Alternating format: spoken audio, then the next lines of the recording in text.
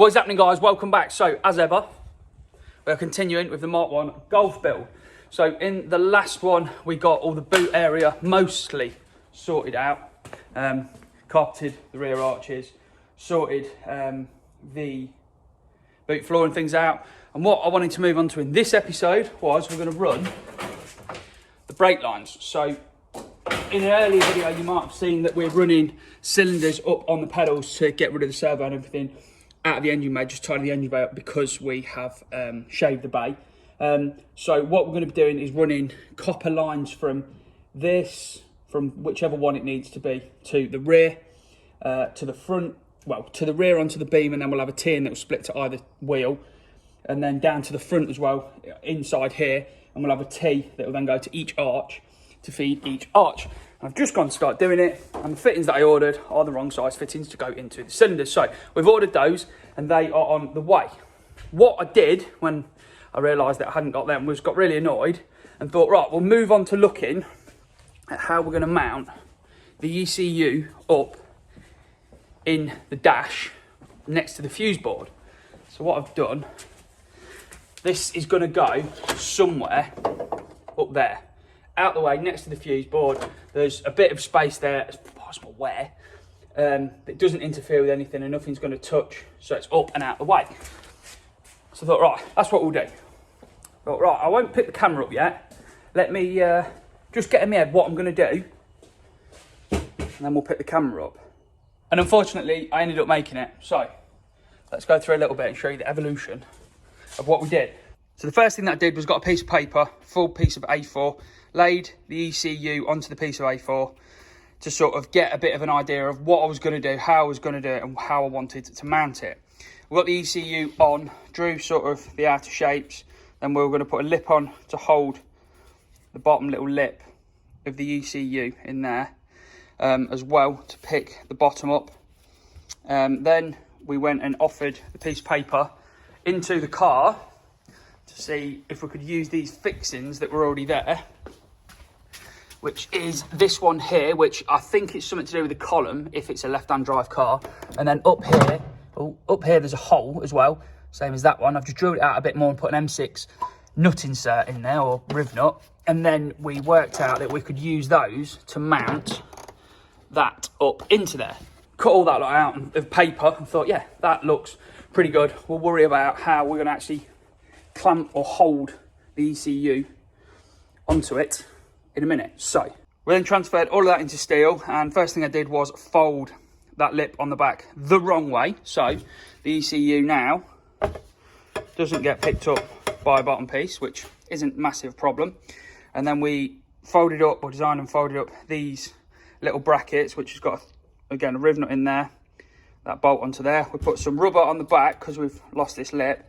Rubber on the back the ECU sits on, rubber inside these, one either side, like that. Clamps it nice and tight, and it isn't going, I've been pulling on this and it isn't going to slide anywhere. Two fixings, fold it into the car. Job's good. And so I'll get this put back together and we'll put it in the car.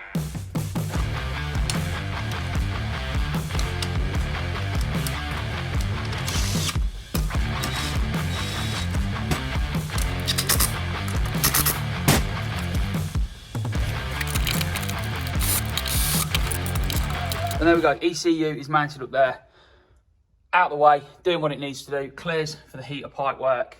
Yeah, we still need to get some cable ties and cable tie this lot up, out the way, to tidy all that lot up. But that is that in.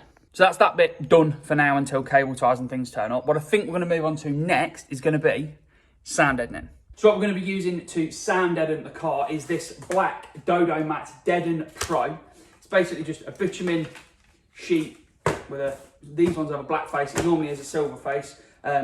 We'll put that on all of the external panel work, so big flat panel areas. And basically it just takes the vibration out of the panels for road noises as you're driving, things, the panels move and all sorts of stuff. It deadens all those noises down. And then we've got this here, which is the Dodo Superliner, which I believe is a insulation and sound deadening product. So we'll put these on first, and then wherever we can get this on, mainly the floor, we can get this on as well to just give us a little bit more insulation and sound deadening. So We need to start on with getting the roof done first, because the trimmer is actually coming tomorrow to put the headliner in the car. So we'll start up there, get these on, and then just work our way around the car and get all of this lot fitted. I want to say a massive, massive thank you to Mike from Dodo Mat.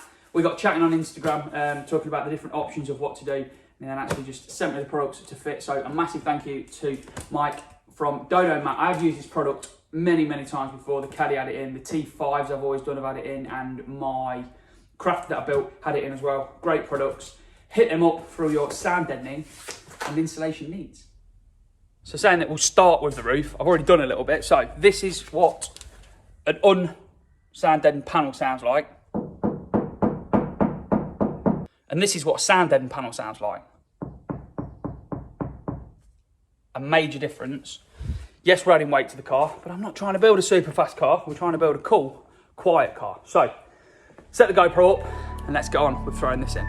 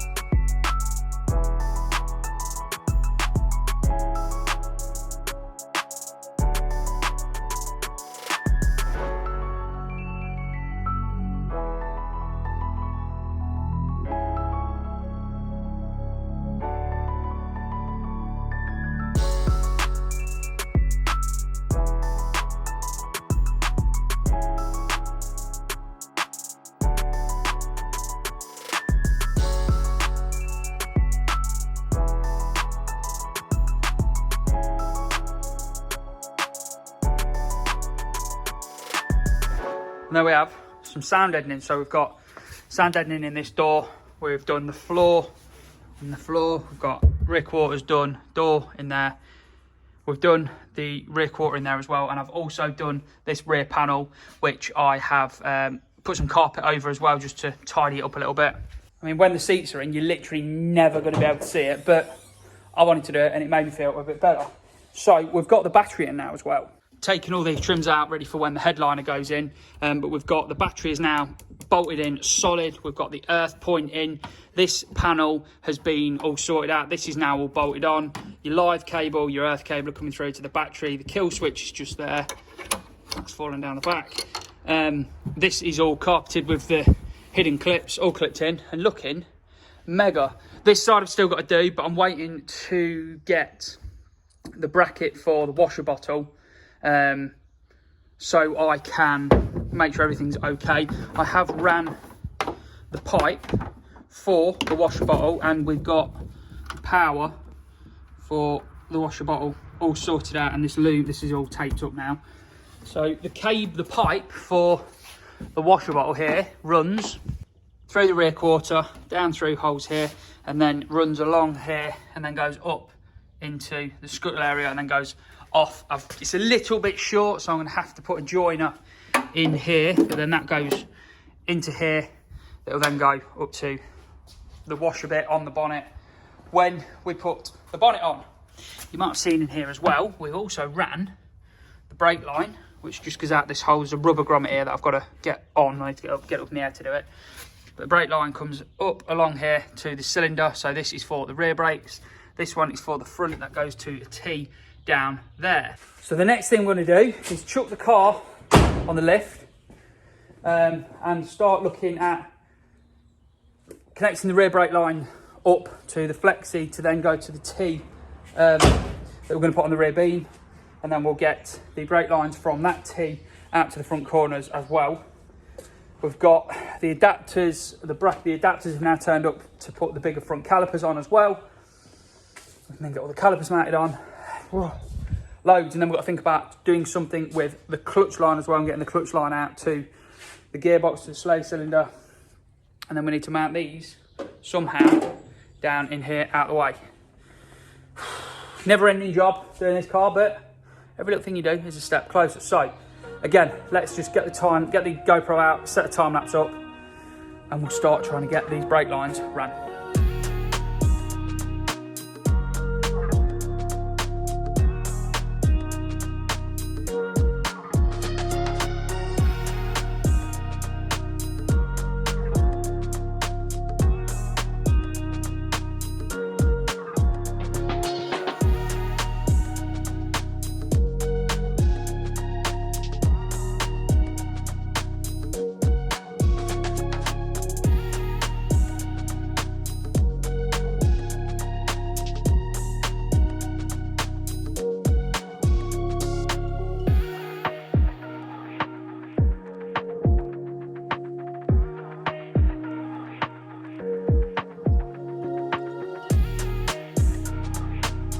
So it's all got a little bit exciting earlier, and the trimmer turned up to put the headliner in.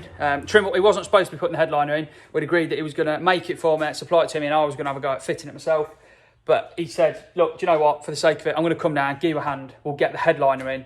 And we only had a few hours because he had to get back. So he's been and thrown the headliner. I'm not going to show you the headliner until we've got the rest of the stuff in. I've got some more of the material on the bench there that is glued up. So fitting the headliner to the car then. I'm no expert, but you use rods that go across to give the tension to it, and then you sort of pull it around the edges and glue it on the edges, and pretty much that's it. That's all that holds it in place, which I was not amazed, blown away by, but yeah, it's surprising that it's just glue that holds it all in place and keeps that tension. The glue he used was phenomenal. I didn't film any of the headliner going in because Ben didn't really want to be on camera, which I can totally understand. So, some of you that follow me on Instagram might have seen last week that I put a call out saying that I needed to get hold of 12 of the sunroof clips, the headliner clips, which are these. These go into the sides of the roof, and then your rods go into those. And I was in a mad rush trying to get some. Very kindly, a lad called Lewis Lilly on Instagram, who is in Coventry, is restoring a Mark 1, and he's lent me his 12 clips and these rods as well, just to get me going to get the headliner in. Turns out I didn't need any of them. Turns out you need the 12 of these clips and 6 rods, long rods, if your car has a sunroof, or hasn't got a sunroof, sorry. My car has a sunroof, so all I needed was what I already had on the shelf, which I took off the car 18 months ago, was 4 of these clips, 2 long rods and 1 short rod. The 2 long rods go at the back, these clip in, goes to the back to keep the tension. The 1 short rod goes the 3rd one in, which has got some clips on the underside of the sunroof drop down panel that it all hooks onto and clips onto, and then you don't use a front rod. We spoke to a few different trimmers and they said they don't bother using the front rod to keep any tension there. So yeah, I didn't need any. That was a complete waste of time. But anyway, you live and learn. So yeah, if you're doing a sunroof headliner, you need 4 clips, 2 long rods and 1 short rod. That's it. Right, let's set the GoPro up and get these bits stuck in, and then we'll do the big reel because this headline is looking sick.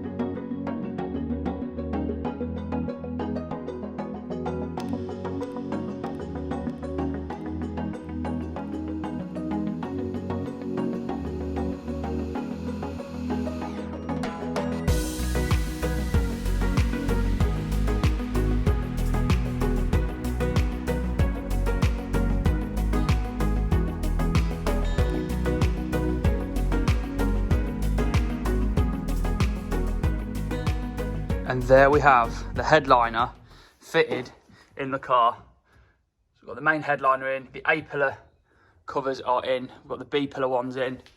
We've gone for covering under the window as well, and then the C-pillar up here. And then I got a little bit carried away and thought, let's trim this back bit as well, just so that when you open the boot, we're going to put some caps on these. When the seat's in and this is all sorted, you're not going to be able to see any of the red metal, which I think just makes it feel a bit more like a modern car, because modern cars you don't see any of the paint in the boot. So that is looking mega.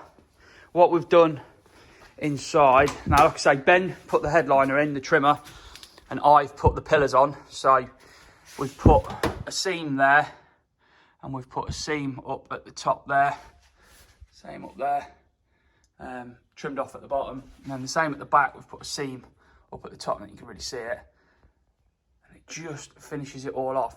Obviously the door card goes all the way across that little line in the, like sort of where the round finishes, goes all the way into that front seal, and then I think it comes down to where those little hook bits are. So we're probably going to have to do a bit of finishing off around the bottom, but against the carpet and everything, this headliner is looking so good. It's quite difficult to show it because we've got a light there, but yeah. Headliner's in. We've gone for, some of you probably noticed, it's Alcantara, so it's genuine Alcantara. And yeah, I think it's dark grey. It's not black, but it's really, really dark grey. And it is exactly what I wanted.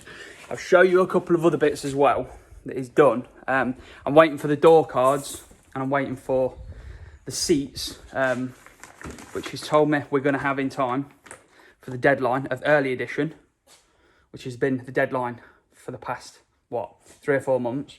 But we've got sun visors as well, which are all trimmed, and he's even trimmed those little covers, which look mega. And as well, I've just thrown these gauges in there, but we've got the centre console, which has all been trimmed as well.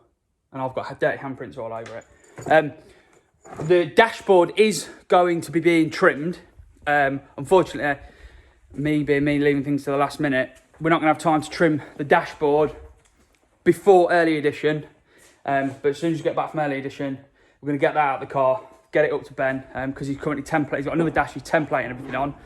So in theory, I can take the dash up to him and I can get it back in a couple of days. But with everything else that's going on and how busy he is in general, and me leaving it to the last minute, we're not going to have the dash done, but we'll have the dash in so that we can get to the show and it looks a bit finished. So that's what the headliner looks like. Let me show you what we've done with the brake lines. So brake lines, we've got the line coming down into the top of the T from the master cylinder on the pedals for the front brakes, and it goes off to the passenger side and off to the driver's side through a rubber grommet that goes out into the wheel arch. The rear ones comes out from the cylinder, down the A panel, along through here, and then out through a rubber grommet, which isn't pushed into the hole correctly, but it's in there. We'll move that in a minute.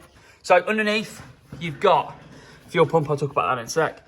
You've got, if you can see just up there, the copper line comes out from in front of the rear seat, comes along and goes to this up here, which then goes to flexi, which then goes off to the rear beam so that the beam can flex and do all of its things. The copper line then comes down here and along to a T here, which goes off to each wheel, and then coming around here comes along the beam up, and then we've made this bracket here, which just bolts onto the rear because it was drums originally. There's nowhere for this to sort of get picked up. It was a hard line from the flexi straight into the back of the cylinder in the drum. So I made a bracket there to pick that up, and then the flexi then goes off, if I can get that up there, up to the caliper. We're still waiting, still trying to sort out some handbrake cables, so they aren't on yet. And yes, before anyone goes commenting, on the rear of this beam is where the anti-roll bar mounts. And as I've said, we're not going for an all-out performance car.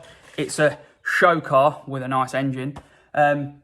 If it becomes a problem that it hasn't got an anti-roll bar on the rear, which I really don't think it will do, I shall just take all this off and move it, and I can fit it underneath here, which in hindsight I probably should have done, but I did never intend on running an anti-roll bar on the rear anyway, so in my head it isn't a massive problem. That's the rear. Let me show you the front. So going around to the front, here is the rubber grommet that comes out. Let's get my phone in there. Then the line runs all the way across, drops down, and then comes up and picks up the rubber brake line that then goes off to the caliper. It's nice and neat. I've made sure that where they are, they're as far back and out of the way so that if the wheel ever went up, it's never going to go end up rubbing on it, which is never going to be possible for it to be able to rub it, even if we can't run wider wheels for the offset inside, because I don't know if you can see up there, that tyre is currently, you can hear the squeak, rubbing on the suspension strut. So it's never going to be a problem. They're never going to be able to rub. I'll bring it down and show you. We've mounted the reservoirs for the master cylinders up in the rain tray area, which really is the only place I could think of fitting them. So I'll show you them. So looking in this area, obviously we've got to clean up. We've got rear brakes, front brakes, and the clutch over on this side. And then looking in here, this is the fitting under here that comes out of the pot, goes around and then goes into the cylinder. Now hopefully the levels and everything that they're at, they're going to be okay. Really the pot needs to be quite a lot higher than the cylinder with no kink in the pipe, but it's not possible. We're going to use a pressure system to bleed it, and I think I'm going to go and see a local hydraulics company on Tuesday. Bank holidays, so annoying. Yeah, we're going to go and see a hydraulic company and get some new lines made up with some 90s to try and take those kinks out. So I've ran the hydraulic hose to the slave on the gearbox as well for the clutch through a rubber in the bulkhead. The pipe then obviously comes inside, and that was going to go off the cylinder. But the banjo fittings that came with that are not the same as the thread in the master cylinder, so we can't use that. Again, I'm going to go see a hydraulic company and try and get that sorted out. So I had a few people message me asking what I'm doing about the fuel system. The bracket or the hole or everything to do with the fuel system that was underneath the car when I got it was completely rusted, non-existent, couldn't tell one thing from the other. It all sort of turned into one thing. So we couldn't use any of that. So got chatting with Main Automotive from next door, and because we're now using the modern 1.8 turbo engine out of an Audi TT, and we decided to try and simplify the fuel system down. So we've got some 8mm Cooper nickel fuel lines going over to the car, which will then have some black braided lines going up to the fuel rail. This is the feed here to the engine.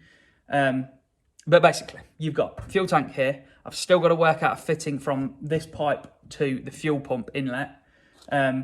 I'm using a Bosch 044 fuel pump, which are capable of up to like 500 horsepower, so hopefully this will be okay. It's lower than the fuel tank, but not lower than the floor, just so that the sort of gravity will feed the fuel pump, because they don't like pulling, they only like pushing. That then takes a line off, which you can see up here, it runs along, and then we've mounted the fuel filter, which is a Cytec serviceable one here, round to this U here, 180, then brings another line down, which then comes down here, which then feeds the engine. The return will then come back and go up to here. But I've just got to put that bit of pipe on, which I've got over there. I've just not done yet. So yeah, a few people asked me what that was. What I've done here is made a bracket for this. So here, I've got a touch of this painting, but I've made sort of a flat bracket here that bolts up to the chassis leg, and it bolts down through next to the seat and the top. And then made a clamp for this, which bolts into that piece there. And the same here, I just made a clamp here with a bit of rubber in it that then bolts up onto the floor. They're literally just a piece of 1mm steel that I cut into a rip. I then forced them around the fuel filter or the fuel pump tight as they were. And naturally, as you do that, it's not going to be perfectly formed. And this one, we put one piece of rubber in, and the fuel pump, we put two pieces of rubber in, just trying to isolate it a little bit. Clamped it up, and that worked really well. We've still got breathers and all sorts of different things to put in it, but basically, that is what we're going to be doing. Massive, massive thank you to Main Automotive for donating these parts to the build. I really appreciate it, and I appreciate all of your help with the project so far, mate. Without you, yeah, there'd have been a lot more head scratching, so thank you very much. That's pretty much what we've done. Hopefully it's going to work. We shall see, hopefully, this week when we try and start it. Pretty good progress this week, pretty good progress. I've got 1 week left to try and, next week we've got to have this car running, starting, stopping, because then we'll be chucking the bonnet on, we're going to get all the glass and everything in, we'll be throwing it on the trailer, and then we're going to be taking it over to see Mike at Shine Supply over in Ipswich. who, if OG viewers will remember, sorted the caddy out when I painted that. So yeah, I've not touched the paint on that. He said paint it and do not touch it. He's going to sort everything out on it and gives it back absolutely gleaming. So that's that one then, guys. Hopefully you've enjoyed it. Until next time, enjoy.